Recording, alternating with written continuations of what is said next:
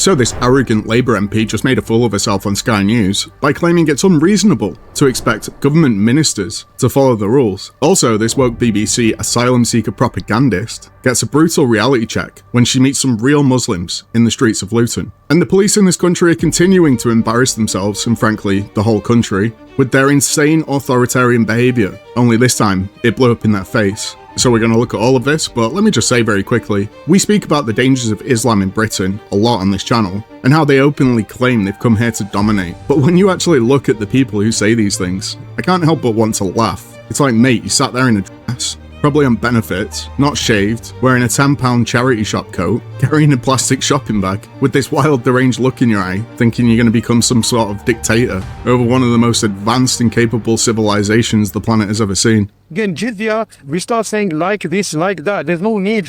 And just to clarify as well, yes, jizya is taken from the non-Muslims.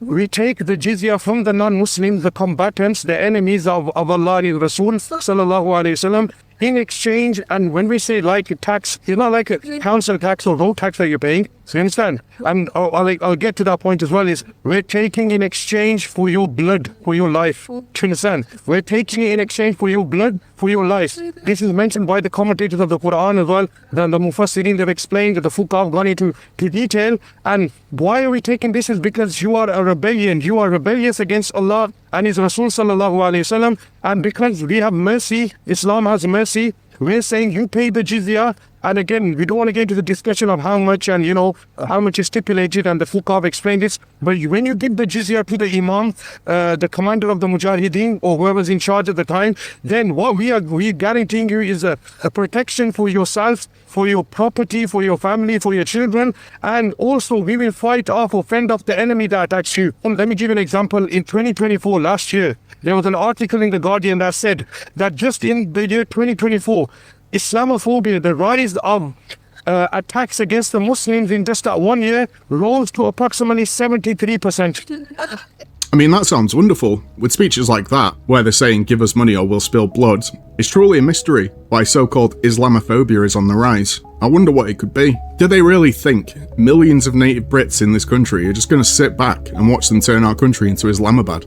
I think they're filled with a fake sense of confidence because for too long, our politicians have been pathetic cowards in the face of them and farmed them for votes. But let's be real, this isn't going to happen. Enjoy your delusions of grandeur while they last. The tides are turning, millions must go. Safe again for women and children.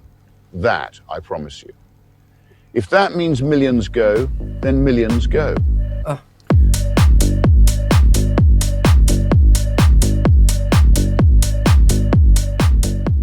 Anyway, let's get into this, but 2 secs. Just wanted to say how much I appreciate everyone who watched these videos, and how grateful I am if you did choose to like and subscribe. Time is approximately 23:45. Sure. At this time I'm going to be placing you under arrest for 2 times sending a false communication. Okay? You do not have to say anything, but it may harm your defence if you do not mention when questioned something which you later rely on in court. Anything you do say can be used. Get some clothes on to come with you. That's fine. Can I just finish saying what I've got to say, yeah? Okay, so anything you do say can be used in evidence. Is that understood? Yes. Okay. Would you like me to explain the grounds and stuff?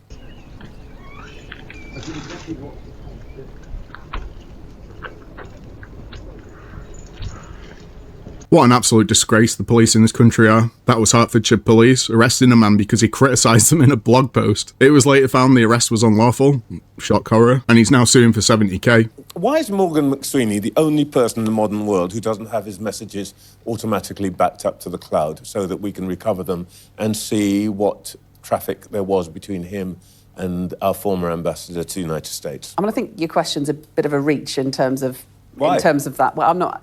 It's hyperbole, and you know it. But no, it's perfectly straightforward. Are your messages backed up? I follow all of the guidance offered to ministers your messages on what is required. Why aren't Morgan McSweeney's? What happened here, which we all know, is that Morgan McSweeney was mugged, reported that to the police, followed all of the processes that were asked of him, and I do think I'm not questioning that. I do think some of this wider coverage is drifting into drifting into conspiracy theory territory. I'm not questioning any of that. The government's inquiring into all sorts of things to do with and so on. We're hearing that this particular set of exchanges aren't available. And I'm just wondering, how it is that this particular set of exchanges seem to be the only thing in the 21st century that isn't backed up somewhere. Well, again, that's hyperbole and you know it, but why is it hyperbole? Because you know it is, and come on, seriously. to say the only person, it's just ridiculous, and you know that. So just another example of an arrogant Labour traitor who could not care less and thinks the rules don't apply to them. Same old story. I say this in every video, but I cannot wait until we never have to look at these globalist wankers ever again. Thanks for watching.